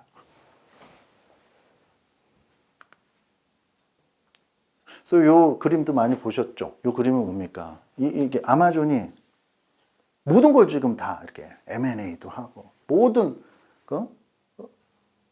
상품뿐만이 아니라 모든 걸 지금 다 지금 영역을 확대하고 있지 않습니까? 그래서 투비 아마존도 그래서 모든 게 아마존화되고 있지 않나? 뭐 이런 우려 아닌 우려가 좀 되는 것도 현실입니다. 요걸 살펴보시면은 우리는 이제 주로 지금 이 강의를 들으시는 선생님들이 B2B, B2C 뭐 다 특히 B2B를 많이 하시는 선생님들이 주로 많이 들으실 거예요. B2C가 활성화되고 그런 거는 얼마 되지 않기 때문이죠. 그래서 제가 오늘 세미나 주제도 B2C를 약간 중심적으로 좀 하고 있죠. 너무 많습니다. 너무 많아요. 너무 많고 알리바바는 뭐 너무 오래됐죠. 그래서 마윈이 저렇게 최고의 갑부가 된 거는 알리바바를 만들어서 영어 선생님인데 저런 그냥 플랫폼을 제대로 만들었지 않습니까? 제조 공급을 잘할 수 있는 플랫폼을. 저희끼리 한번 얘기를 해보죠. 저 무역업체 CEO들이 굉장히 제 지인들이 많습니다. MOQ라고 들어보셨잖아요. 뭐 미니멈 오브 뭐 퀀터티 해가지고 최소 단위 구매량이라는 게 있어요. B2B를 하려면은. 그럼 뭡니까? 우린 도매니까, 그러니까 무역 도매니까 개인 거래는 안 해. 이런 마인드가 다 있죠. 손이 많이 간다. 돈이 안 된다. 그런 생각하는데 불경기는 MOQ를 무너뜨리는 게 사실이에요. 제 주변에 보면 옛날에 MOQ 뭐 2,000단위, 3,000개 단위로 하다가 요즘은 주문이 없는데요. 뭐 MOQ고 뭐고 할 게 있습니까? 그냥 무조건 해드리겠습니다. 좀. 공감하시죠? 잘 되는 선생님들은 아니라고 할 수 있지만 MOQ가 무너진 지 오래예요. 불경기는 MOQ라는 단어를 없앤 것 같아요. 요즘은 B2B, B2C의 경계가 점점 구분이 모호해지는 시점으로 좀 가고 있는 것 같다는 걸 저는 많이 피부로 느끼고 있습니다. 뭐 돈 되면 하나라도 뭐 열심히 포장해가지고 보내는 거죠. 왜냐? 오다가 안 오면은 재밌는 얘기는 뭐 좀 말장난 같지만 주문이 안 오면 오다가 안 올 수도 있잖아요. 오다가 안 오는 건 주문이 끊겼잖아요. 간절하죠. 무조건 받아내야죠. B2B, B2C 구분이 없습니다. 그 B2C가 잘 되면 또 B2B로 전환을 하고요. 지금 말씀드린 거는 아까 뭐 CD즈라는 그 책상은 아니고 의자죠. 의자. B2C 물품화 됐지만 B2B로 더 많이 공공기관이나 학교, 뭐 의료기관 같은데 아마존에서 많이 팔리고 있다. 뭐 이런 거 좀 살펴볼 수 있습니다. B2C로 잘 받다가 B2B로 전환하는 거죠. 그 B2B로 잘 팔려다가 내 물건이 B2C 플랫폼에 올렸는데 B2C로 자동으로 팔리면은 B2B, B2C 양쪽으로 다 먹는 거죠. 잘하는 분은 B2B, B2C 다 합니다. 그 흐름을 빨리 파악을 하셨기 때문이죠. 그래서 뭐 이게 정답이다 이런 건 없습니다. 비즈니스의 정답이 어디 있습니까? 비즈니스의 정답은 별로 없는 것 같아요. 자기만의 아주 리듬과 감각, 특히 경영자 또 아니면은 뭐 무역인, 뭐 임직원 여러분들의 그 리듬과 감각을 최대한 발휘하는 거죠. 뭐 정답은 없어요. 정답. 그리고 어느 포인트에서 그게 뭐 터질지도 모르고요. 뭐 예를 들면 A라는 품목을 집중적으로 밀고 뭐 돈이란 돈은 모든 리소스를 동원해서 다 썼는데 터지는 건 C에서 터질 수도 있거든요. A 타고 들어와서 C가 좋네 하고 터지는 게 비즈니스잖아요. 그런 경험 분명히 있으실 거예요. 제 예상대로 잘 안 가는 경우도 꽤 많고요. 잘 디자인해서 예상대로 가는 거는 뭐 최고고요. 네. 그러기 위해서 이런 세미나도 뭐 듣고 뭐 그러시는 거라고 저는 생각을 합니다. 저도 뭐 같은 무역인의 입장에서 R&D 한다고 생각하셔야지 뭐 제가 뭐 전문 강사도 아니고요. 그래서 서로 인사이트를 받으셨으면 좋겠습니다. 요건 무역협회에서 뭐 신남방 정책 보고서라고 해서 뭐 이렇게 좋은 그래프를 뭐 올렸는데요.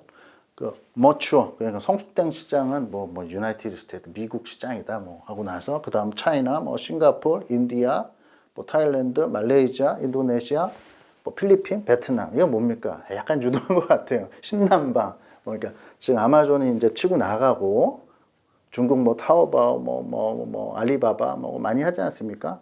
그 다음에 어디가 좀 뜨겠느냐 해서 신남방 이거 아닙니까? 아세안 시장에 대해서 얘기하는 겁니다.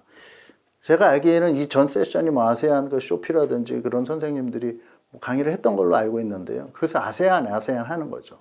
아세안이 왜냐? 경제 성장률이 좀 높거든요. 원래 까놓고 말씀드려서 머릿수 많은 나라에서 팔아 제끼는 거 아닙니까? 그럼 머릿수만 많다면 뭐합니까? 돈이 좀 있어야 될 거 아니에요. 머릿수 많고 돈 많은 데가 아세안 쪽이죠. 중남미 쪽은 머릿수는 많은데 돈이 거기는 그냥 산발적으로 금융위기가 많이 나잖아요. 솔직히 뭐 해서 탱고 이펙트 뭐 탱고다 뭐 해가지고 돌아가면서 데킬라 효과는 아니고 뭐 이벤트가 많아요. 10년에 한 번씩 금융위기가 나니까는. 근데 아세안 쪽은 그런 게 좀 잠잠하니까. 그리고 커브는 올라가고 인구도 많고, 그리고 중국에서 좀 많이 베트남이나 많이 말레이시아나 인도네시아로 공장도 많이 이전했지 않습니까? 그러니까 뭡니까? 돈도 돌아가고. 그러니까 차기 시장을 아세안을 보자 해서 선점하자 그런 메시지를 드리는 거죠. 그럼 저도 이렇게 조금 준비를 했습니다. 근데 중복될 것 같아서 빨리빨리 넘어가겠습니다. 뭡니까? 거대 소비 시장으로 부상한다. 경제 성장률 높다. 요건 이제 쇼피에서 제가 캡처를 해온 건데요. 정치적으로도 리스크도 작다. 금융도 그렇게 중남미처럼 금융 이벤트가 있지 않다. 나쁜 이벤트.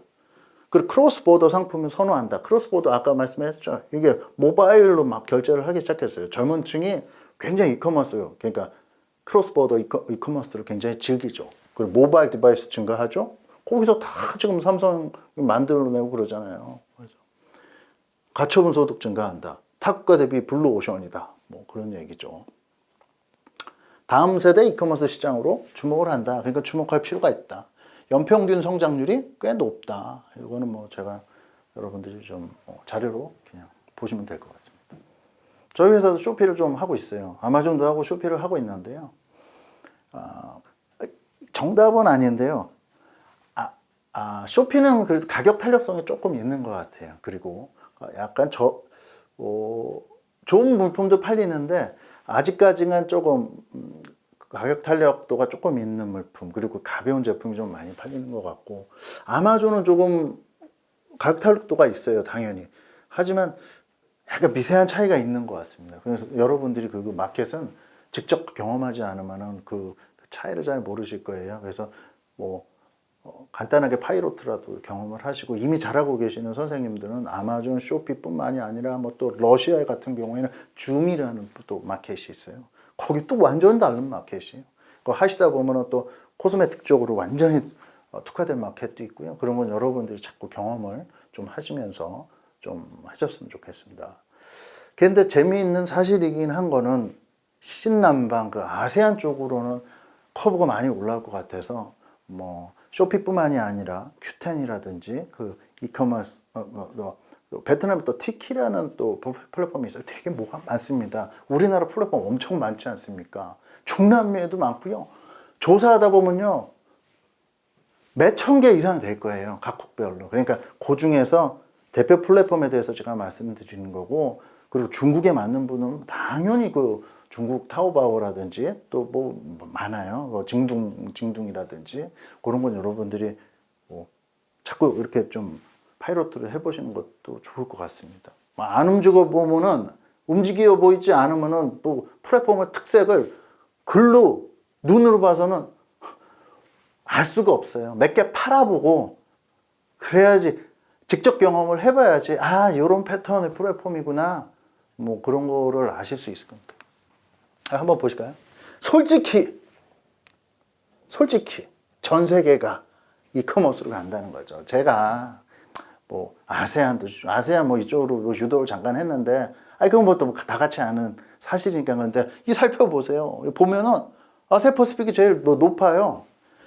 라틴 아메리카, 제가 아까 탱고 그런 얘기했던 라틴 아메리카도 이커머스 엄청 치고 나가는 거예요. 근데 저희가 너무 멀잖아요. 그러면 이 이커머스의 생명은 물류비거든요. 물류비에서 다운을 하지 않으면은 이게 가격 경쟁력이 없으니까, 라틴 아메리카 쪽으로, 우리가 아프리카 이쪽으로 너무 머니까 얘기가 안 나오는 거지. 전 세계적으로는 굉장히 높아요. 오히려 중동, 아프리카, 라틴 아메리카가 오히려 더 이커머스가 또 이렇게 볼륨이 큰 거 보고 저도 깜짝 놀랐습니다. 근데 우리가 효율적으로 운송을 할 수 있는 데가 아시아하고 미국은 워낙 또 많이 가니까 운송이.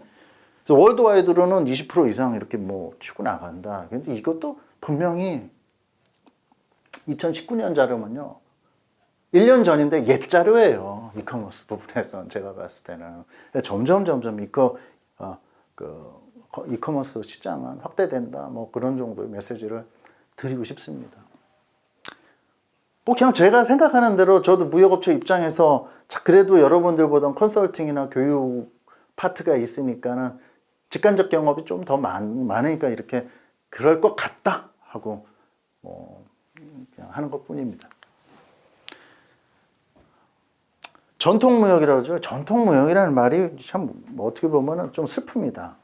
저도 B2B 무역으로 오래 이렇게 관여했고 컨설팅 했던 사람 입장에서 그게 권투라고 생각을 하면 D2C 뭐 아니면은 뭐 이커머스, B2C, SNS 이런 것을 활용한 무역은 현란한 겁니다. 어떻게 보면 전통 무역은 기본으로 깔고 UFC라고 보면 되죠. 격투기. 예.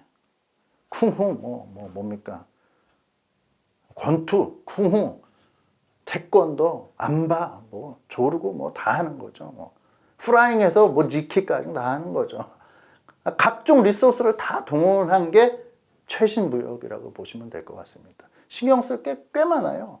그리고 요즘은 제가 맨 마지막에 말씀드렸겠지만 링크드인이라는 프로그램도 꽤 효과성이 있습니다. 특히 B2B 하시는 선생님들은 제가 마지막에 말씀드리겠지만 뭐 링크드인은 뭐 해가지고 뭐 자기 뭐 이력서 업데이트하는 프로그램이지 우리나라 사람들은 그렇게 인식을 하고 있는데요. 아닙니다. 그걸 통해서 B2B 컨테이너 베이스로 무역이 또 활성화되는 경우도 많고요. 그러니까 생각할 게 많아요. 또 구글 뭐 있죠. 뭐 SEO라고 많이 들어보셨죠. Search Engine Optimization. 그건 뭐냐? 내 키워드가 딱 걸리게 하는 뭐 프로그램이다. 그렇게 보시면 됩니다. 왜냐? 이걸 엄지 아니면 이걸로 검색이 딱 되게 하려면 뭡니까?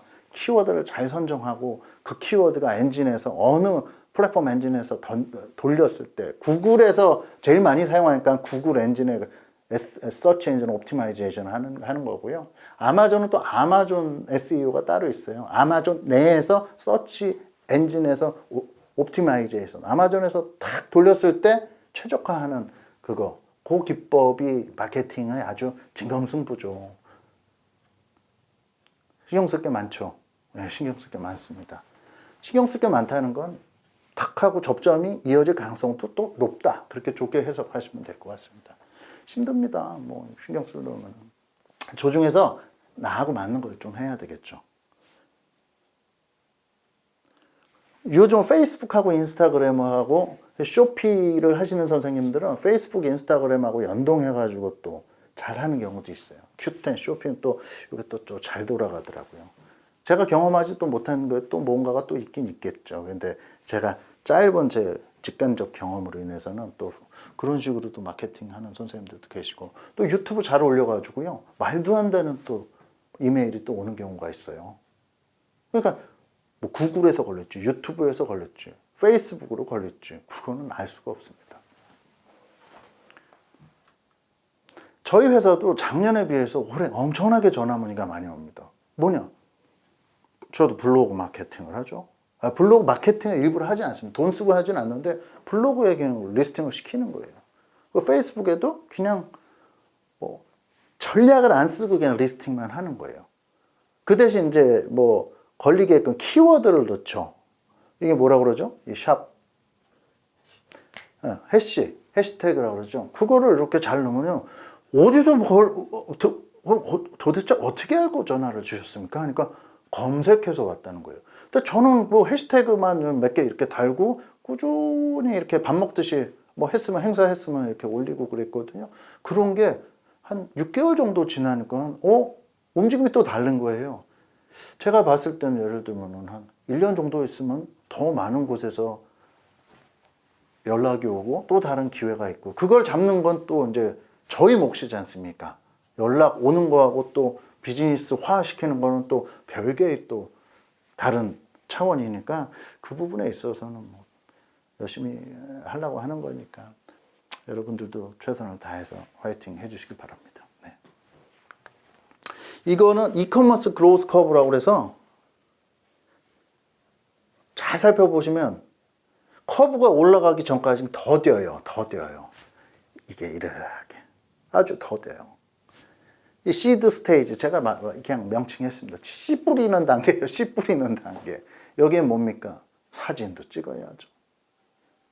검색 엔진 최적화도 해야죠. 무엇보다도 가장 중요한 게 광고비예요. 광고비. 광고비를 안 쓰면 노출이 되겠습니까? 안 되겠습니까? 안 돼요. 근데 광고비 많이 쓰면 다 노출돼요. 또 광고비 많이 쓰고 그러면은 전문 용어로 마이너스 나지 않습니까? 일본 용어를 못 쓰죠. 이게 공적인 자리에서. 그럼 뭡니까? 최적의 광고비를 써야 될 거 아닙니까? 적정하게 한 예산 안에서 광고를 돌렸을 때 유효하게 타고 들어올 수 있는 그거 설계를 좀 잘해야 되거든요. 그거를 잘하는 사람이 승부를 좀 빨리 이쪽으로 리드하게 돼 있거든요. 그걸 잘 견디는 거. 그게 이제 씨 뿌리는 단계입니다. 이걸 어느 정도 금액도 쓰면서 검색 엔진 최적화도 하고 이 랜딩을 우리 상품으로 탁 랜딩을 해서 유효하게 구매를 일으킬 수 있도록 하는 단계를 견디지 못하세요. 웬만한 선생님들이. 돈이 들어가니까 한마디로 그냥 월에 얼마씩 쭉쭉 빠져나가는 거. 월에 50, 좀 더 올려볼까? 100, 150, 200, 300. 근데 타고 들어오는 오더, 그렇죠? 오더는 전문용 오다가 안 오는 경우가 많으니까 그거 정말 견딜 수가 없죠. 경영인 입장에선 그냥 한 사람 인건비가 다 나가버리는 거니까 광고비로. 근데 그거가 제품이 별로 좋지 않고 경쟁력이 없으면 바로 접으셔야 되겠지만 어느 정도 내가 제품에 자신이 있고 철학이 있고 견딜 수 있고 그 시장성이 있다고 생각하면 그거 좀 견뎌주시는 걸 추천을 합니다. 너무 힘들죠. 왜냐? 몇 천만 원이 날아갈 수가 있는 거니까. 그래서 이미 이 세미나를 듣고 있는 계신 분들은 정부에서 그래서 지원 많이 하지 않습니까? 그래서 수출 바우처라는 그 제도가 있어요. 그래서 잘 찾아보시면은 뭐 이런 광고비 지원을 여러분들이 예를 들면 한 3천만 원 정도 지원을 정부에서 받으면 매칭이죠. 30대 70인데. 그러니까 내가 한 900만 원 내고 여러분들이 한 2천만 원 정도는 정부 지원을 받아서 광고에 집중을 하실 수 있다는 거죠. 광고로만 쓴다는 전제하에 그러면 해볼 만한 거죠. 그러니까 여러분들이 그 시드 스테이지를 정부 자금과 함께 이렇게 그리고 매칭 자금과 함께 견디면은 그 정도 견디면은 좀 커브가 좀 올라가고 그 다음부터는 좀 움직임이 좀 있을 수 있거든요. 근데 그거는 아무도 모르죠. 어느 단계에서 커브가 올라갈지. 커브가 꺾일 수도 있죠. 아래로 꺾일 수도 있죠. 그거는 뭐 장담은 못합니다. 아니면 6개월 만에 커브가 올라갈 수도 있고 상품이나 타이밍이 좋으면 1, 2개월밖에 광고를 안 돌렸는데 커브가 쫙 하고 올라가는 경우도 굉장히 작지만은 뭐 은근히 있습니다. 그거는 정말 모든 상황에 따라 다르기 때문에 이거 그냥 참고로 한번 보시는 게 좋을 것 같습니다. 성공 사례 공유입니다. 이거 여러분들 뭐 아주 많이 보셨던 겁니다. 이겁니다. 뭐 슈피겐이라고 그래서 제가 뭐 여기 영업사원도 아닌데 보여드리는데 저도 그걸 쓰고 있거든요. 이게 그겁니다. 이겁니다. 핸드폰 케이스인데 좀 건실하게 잘 만드시는 것 같아요. 근데 뭐 저도 슈피겐 해가지고 그냥 샀는데요. 비슷해요. 솔직한 얘기로. 근데 검증이 돼서 지금 미국에서 아주 잘 하고 있습니다. 코스닥에도 성장이 됐다고 그러고요. 작년에 3천억 넘게 찍었습니다. 매출을. 50만 원으로 오너가 50만 원으로 정말 힘들게 시작해서 한 10년 만에 3천억 돌파한 거죠. 이게 이제 아마존에서 발표한 겁니다. 무역협회에 와가지고. 이제 한 2011년도에 한 예를 들면 300억 정도 하던 게 2014년도에 1,400억이 넘었어요. 그 중에서 주황색으로 보이는 게 해외 매출이에요. 해외 매출은 아마존 매출이에요. 이 사람들은. 아마존은 최고의 성공 사례예요. 우리나라에서. 그러면 더 살펴볼까요? 이건 구글에서 제가 서칭을 하다가 봤는데요. 2018년도까지 쫙 살펴보니까 한 2,700억 정도 했었습니다. 그 중에서도 잘 살펴보면 국내 매출이 10%고 해외 매출이 90%예요. 그러니까 완전히 무역 무역하는 회사예요. 근데 무역도 어떤 무역이냐? 전통 무역 말고 B2C, D2C 무역하는 회사입니다. 아마존이 완전 전념한 회사예요. 제가 아마존 홍보하자고 온 거 아닌 거 아시죠? 제일 성공 사례를 보여드리기 위해서는 매출로 보여드려야 되잖아요. 제가 살펴보니까는 2019년 연간 매출액이 3천억. 그럼 뭐 대단히 성공한 회사죠. 지금은 그래서 중국 쪽으로도 하고 쇼피도 지금 많이 하는 걸로 알고 있습니다. 그 자료는 제가 가지고 있지 않고요. 제가 오늘 스포츠용품하고 뭐 이퀴먼트 쪽인데요. 이거를 제가 한번 보여드리고 싶었어요. 제조업하고도 연관이 되는 거예요.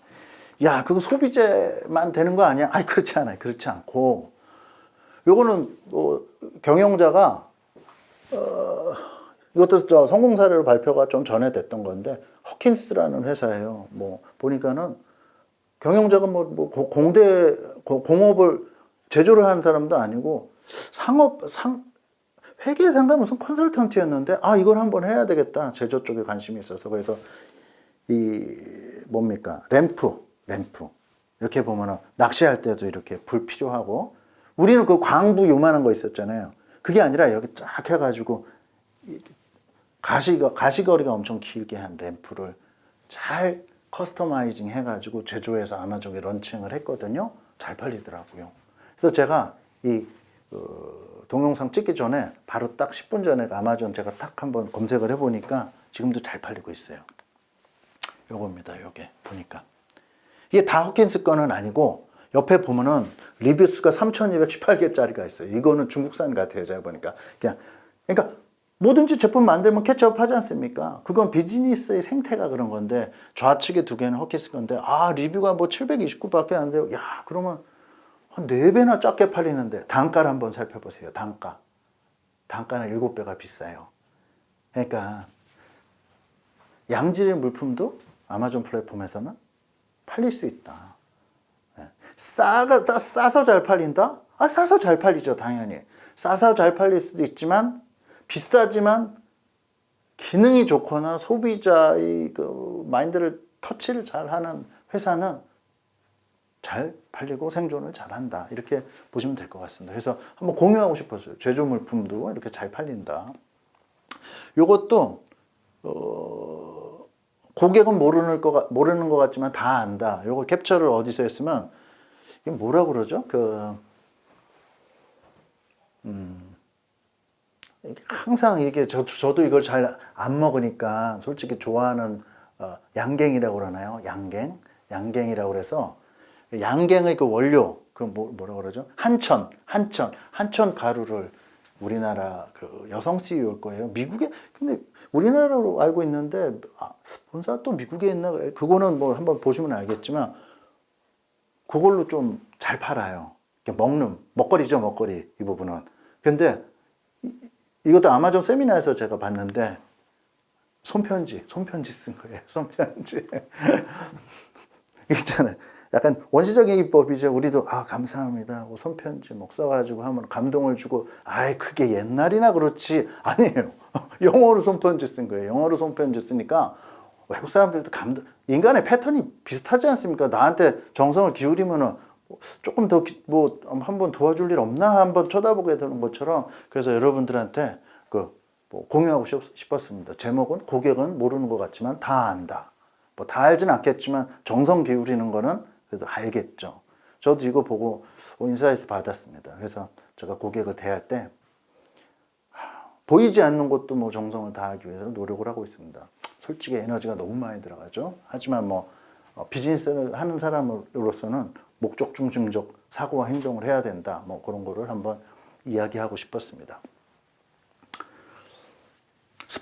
제가 초대받기는 스포츠 레저 쪽으로 초대받기 때문에 이게 정글이라는 뭡니까?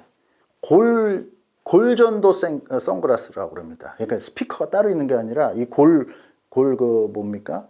여기 골밀도라고 그러나요? 여기를 자극을 줘가지고 음향이 들리도록 하는 선글라스 회사인데요.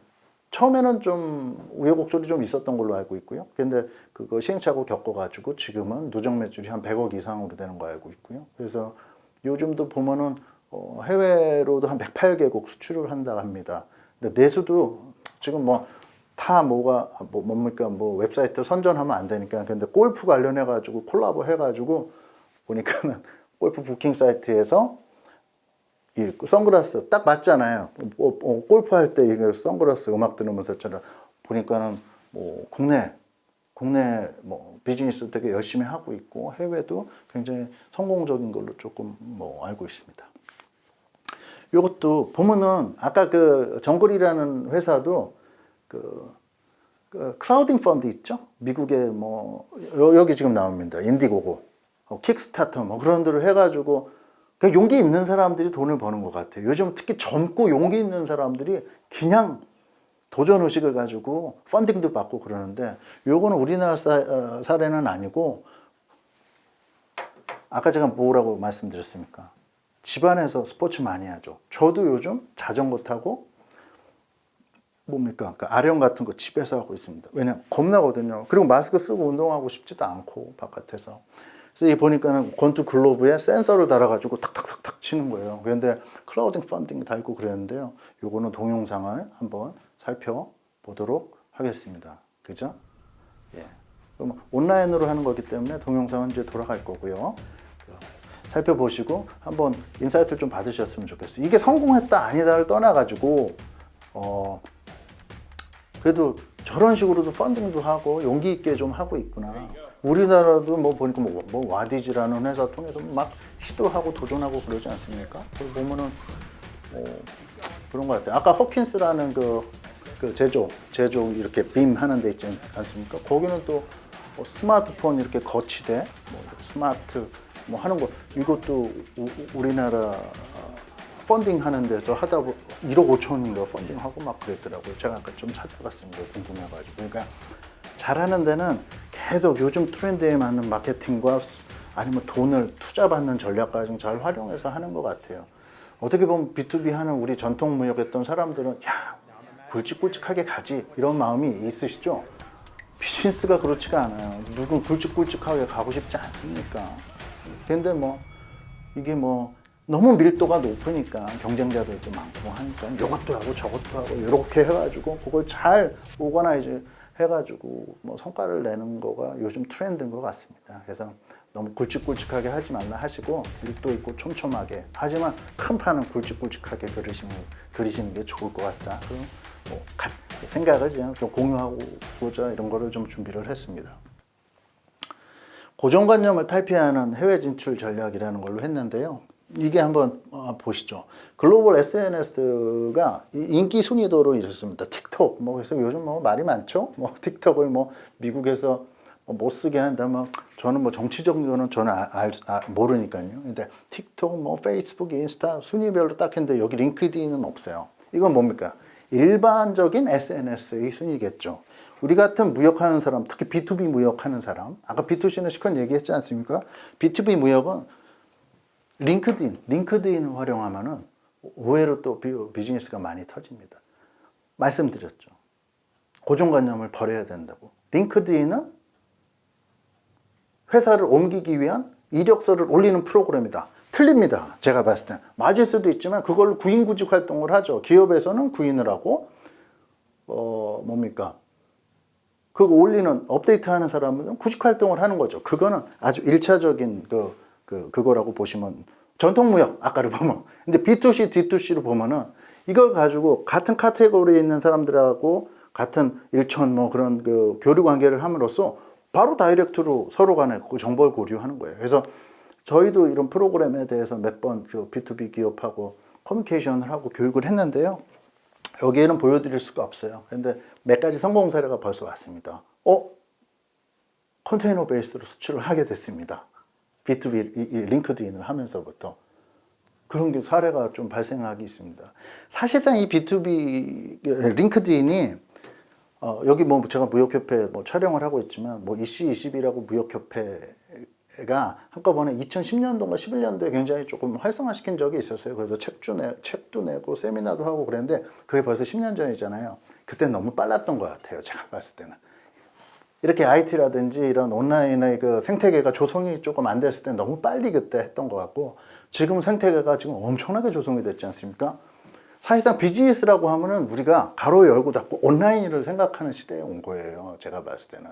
전 그렇습니다. 저희 멤버들이나 저 아는 지인들한테 야, 전략 짜자 하면 가로 열고 닫고 온라인 전략 짜자예요. 왜냐? 돈이 그쪽으로 막 몰리니까. 이렇듯이 그 제가 강의를 이렇게 하는 이유도 마찬가지죠. 온라인 쪽으로 좀 많이 신경을 쓰자는 거죠. 그게 답이 아니다. 이미 트렌드는 그쪽으로 넘어가고 있기 때문에. 그렇듯이 이 링크드인도 보니까는 생태계가 이제는 좀 조성이 된 것 같아요. 다 모바일로 모든 걸 하고 뭐 안 되는 게 없는 시대 아닙니까? 그래서 지금 링크드인은 비즈니스가 많이 창출이 됩니다. 그래서 예를 들면 자문 활동도 하고 인플루언서 섭외를 하고 그리고 같은 카테고리 내에서 막 묻고 따지고 하다가 그럼 이거 뭐 할 수 있어요? 당연히 이거는 뭐 우리가 만들 수 있습니다 해가지고 비즈니스가 찬스가 생기는 거죠. 이 퍼센테이지 살펴보시면은 B2B 마케터가 많이 쓰는 게 97% 쓴다는 거예요. 그 링크드인 드라이브스 모 트래픽 투 B2B 블로그 사이트와 연동이 되는 것도 살펴보면 B2B인이 압도적으로 좀 많죠. 이런 거를 제가 밑에 소스는 좀 달아놓기는 했지만 B2B하고 링크드인하고 연관된 데서 조사를 했겠죠. 아까 말씀드렸듯이 뭡니까 아웃도어에서 조사하면 아웃도어에 유리하게 조사하고 다 그렇죠. 저는 당연한 거라고 생각합니다. 조금이라도 약간 영향을 조금은 줄 수 있겠지만 그럼에도 불구하고 제가 봤을 때는 링크드인 같은 경우에는 B2B 쪽으로는 좀 많이 활용도가 좀 높다. 그래서 고정관념을 이제 좀 깨뜨리면 되지 않겠냐 해서 사례로 하나 넣습니다. 요거는 지금은 제가 업데이트를 못했는데 작년에 저희가 경상도 지역에 있는 모 대학의 학생들 컨설팅을 좀 했었어요. 저희 그 팀장이. 근데 저희 팀장님이 지도를 했는데 학생들이 참 요즘은 그 젊은 학생들이 참 잘합니다. 뭘 해도 패기도 있고 영어를 그렇다고 잘한다? 영어를 그렇게 훌륭하게 잘하지도 않아요. 용기가 있는 거죠. 요즘 구글로 국문, 영문, 국문 다 잘 되지 않습니까? 거기서 웬만한 거로 초벌을 해가지고, 그리고 외국인 요즘 유학생들 많으니까 맞냐 하면은 몇 개 고쳐준대요. 그럼 맞아. 오케이 해가지고 그냥 올려버리고 사진을 잘 찍고 그걸 해가지고 이게 Q10이라는 데 올렸어요. 그리고 아까 말씀드렸듯이 Q10하고 인스타하고 페이스북 해가지고 그거 마케팅을 잘했는데, 이게 마케팅이 예를 들면은 이게 되게 재밌는 일이에요. 제가 자세히 기억은 안 나지만 싱가포르 쪽으로 마케팅을 돌렸는데, 근데 싱가포르에서 물건이 바이어가 타고 들어온 게 아니라 베트남에서 물건이 타고 들어온 거예요. 다 연결이 돼 있나 봐요. 마케팅은 타 국가에서 돌렸는데 구매는 또 다른 국가에서 이루어지고 친구가 있었는지 뭐가 있는지 모르지만 엄청난 거예요. 그게 물고 물리고 그런 그 생태계의 그래서 온라인이 되게 무섭다는 거죠. 여기서 말하면 무섭다는 거는 비즈니스맨들에게는 찬스가 좀 될 수 있다. 저도 좀 갖게 되는 이런. 저도 아까 말씀드렸지만 X세대인가? X세대 끝자락입니다. 저도 온라인이 너무 힘들고 무서운 사람인데 이쪽으로 뛰어들지 않으면 저희 비즈니스 모델이 더 이상 견디질 못해요. 그러니까 생존의 문제가 생겼기 때문에 제가 말도 안 되는 이런 동영상 강의를 오늘 처음 찍고 말도 안 되는 B2B 컨설팅과 비즈니스를 하다가 지금 B2C, D2C 그런 그쪽으로 뛰어든 지 얼마 안 됩니다. 생각보다 어렵지가 않더라고요. 제가 몰라도 그걸 잘하는 사람들을 믿고 교육시키고 하면 젊은 사람들은 금세 따라옵니다. 그래서 한번 해볼 만한 게임이지 않을까 그런 생각을 한번 했습니다. 보세요. 대학생들이 큰 매출은 올리지 않았을 거예요. 그런데 저렇게 예쁘게 해가지고 우리 말씀대로 대무역법상 수출을 한 거예요. 물품이 국내에서 외국으로 이동하는 것을 말한다. 이게 수출의 개념이잖아요. 해내는 거죠. 옛날에는 자격증이 있고 무역회사 하는 게 엄청나게 그거였잖아요. 엄청난 무역회사 하나 하는 게 굉장히 큰 일이었는데 요즘은 개인 엄지무역이라고 합니다. 엄지무역. 엄지로도 무역하는 시대가 됐다. 진짜 말도 안 되는 일이 벌어지고 있는 거죠. 그 말도 안 되는 일이 생각보다 커버가 굉장히 급성장하기 때문에 우리가 한번 같이 공유를 해야 되지 않나, 정보를. 그래서 뭐 저도 뭐 그냥 이런 강의를 좀 하게 된 거고요. 자기한테 맞는 거 하자. 자기한테 맞는 거. 제가 이 홍삼정을 왜 말씀을 드리면요, 추석이나 그 설날 때 저가 그래도 뭐 이렇게 옛날에 학교에도 조금 있었고 비즈니스도 하고 뭐 이것저것 뭐 많이 했습니다. 그러면은 선물이 많이 와요. 선물이 홍삼 뭐 많이 보내죠. 저는 근데 홍삼 별로 안 좋아하거든요. 그리고 제가 한의사한테 이렇게 뭐 사상 체질 뭐 그런 거 해보면 전 삼이 안 맞는다는 거예요. 근데 제 제자나 뭐 저 아는 사람은 저를 너무 아끼고 사랑하니까 추석 선물, 설날 선물, 홍삼이야. 아, 그 한 선생님 뭐 그러면 건강 좋아질 거야. 전 그거 먹으면 건강 안 좋아지는 사람일 수도 있거든요. 잘 생각해 보자는 거죠. 마케팅. 이거다. 홍삼. 아닐 수도 있다는 거죠. 도라지가 맞을 수도 있는 거예요. 돈이 조금 들어도 옵티멈한 마케팅을 하면은 바이오와 연결이 될 수 있고, 돈을 몇 천만 원 진짜 몇 억을 써도 헛돈 쓸 수 있다는 거죠. 저는 그렇게 생각합니다. 제가 짧지만은 굵게 경험을 좀 많이 했어요. 최근 이커머스나 뭐 이 비즈니스 쪽으로. 보면은 돈 몇 천만 원 써도 유효하게 연결되지 않는 경우가 많아요. 근데 매달 30만 원씩 써가지고 1년에 뭐 500만 원 안 썼는데요, 커브가 이렇게 딱 올라가요. 누가 잘한 겁니까? 당연히 적게 쓰고 효과 많이 보면은 그게 최고죠. 그거 하려고 이렇게 애쓰고 있는 거죠. 야, 난 아마존이야. 아마존 아닐 수도 있는 거예요.